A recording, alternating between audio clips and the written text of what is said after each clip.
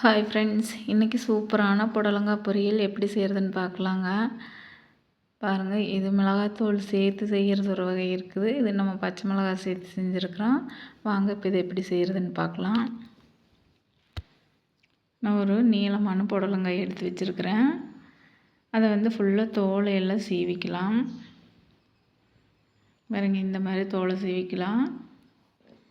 அந்த கொஞ்சம் கொஞ்சம் இருக்கிறது இன்னும் நம்மளுக்கு பிரச்சனை இல்லை. இந்த மாதிரி சீவி கழுவி எடுத்து வச்சுக்கலாம். கழுவி எடுத்து நம்ம நீல வாக்கில் கட் பண்ணி வச்சுக்கலாம். பாருங்கள், நான் இந்த அளவுக்கு சன்னமாக நீல வாக்கில் கட் பண்ணி வச்சுருக்கிறேன். இந்த அளவு கட் பண்ணும்போது நம்மளுக்கு நல்லா வதங்கி வரும். இப்போ பாத்திரத்தில் எண்ணெய் விட்டுங்க. பாத்திரத்தில் எண்ணெய் விட்டு எண்ணெய் காஞ்சது கடுகு சேர்த்துக்கலாம். 1 ஸ்பூன் கடலைப்பருப்பு சேர்த்துக்குங்க. ஒரு பெரிய வெங்காயம் கட் பண்ணி வச்சுருக்கிறேன், நீல வாக்கில் கட் பண்ணி வச்சுருக்கிறேன், அதை சேர்த்துக்கலாம். 2 பச்சை மிளகாய் சேர்த்துக்குங்க. நீங்கள் காரத்துக்கு தகுந்த மாதிரி சேர்த்துக்குங்க. ஒரு கொத்து கருவேப்பிலை சேர்த்துக்குங்க. சேர்த்து நல்லா வதக்கி விட்டுருங்க.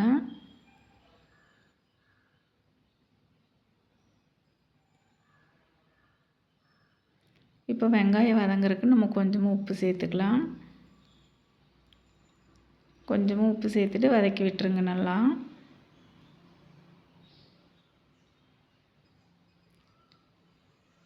இப்போ நம்ம ஒரு 1/4 டீஸ்பூன் மஞ்சள்தூள் சேர்த்துக்கலாம். நம்ம மிளகாத்தூள் சேர்க்கும்போது மஞ்சள்தூள் கொஞ்சம் அதிகமாக சேர்த்துக்கலாம். இப்போ நம்ம மிளகாத்தூள் சேர்க்காதனால கொஞ்சமாக மஞ்சள்தூள் அந்த கலர் மாறுறதுக்காக கொஞ்சமாக சேர்த்துக்கலாம்.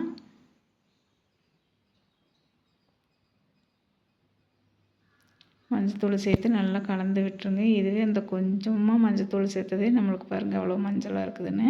இப்போ நம்ம கட் பண்ணி வச்சுருக்கிற காய் சேர்த்துக்கலாம். காய் சேர்த்து நல்லா வதக்கி விட்டுருங்க. வெங்காயம் புடலங்காயெல்லாம் நல்லா கலந்து வர மாதிரி நல்லா கலந்து விட்டுருங்க.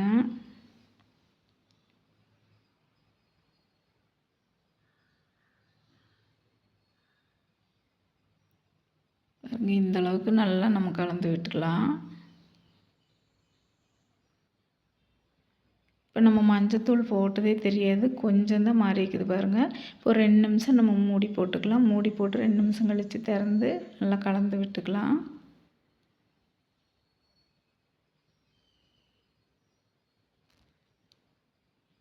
இப்போ கொஞ்சமாக நம்ம உப்பு சேர்த்துக்கலாம். காய்க்கு நம்ம வெங்காயத்துக்கு சேர்த்துருக்கறனால காய்க்கு கொஞ்சம் கம்மியாக சேர்த்துக்கலாம். சேர்த்து நல்லா வதக்கி விட்டுருங்க. வதக்கி விட்டுட்டு திரும்ப ஒரு 2 நிமிஷம் மூடி போட்டுக்கலாம். மூடி போட்டுட்டு இடையில எடுத்து கலந்து விட்டுருங்க. மல்லித்தழை சேர்த்துக்குங்க. மல்லித்தழை சேர்த்து நல்லா கலந்து விட்டுருங்க.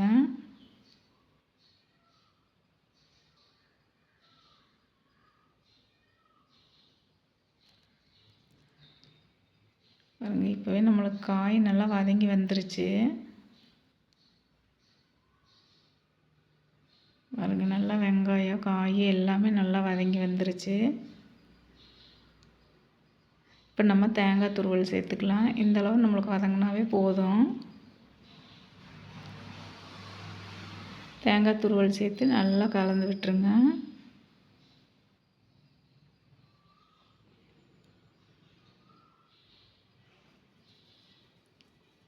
தேங்காய் துருவல் சேர்த்து நம்ம 1 நிமிஷம் நல்லா வதக்கும்போது அது டேஸ்ட்டே நல்லாயிருக்கும். கெட்டு போகாமையும் இருக்கும்.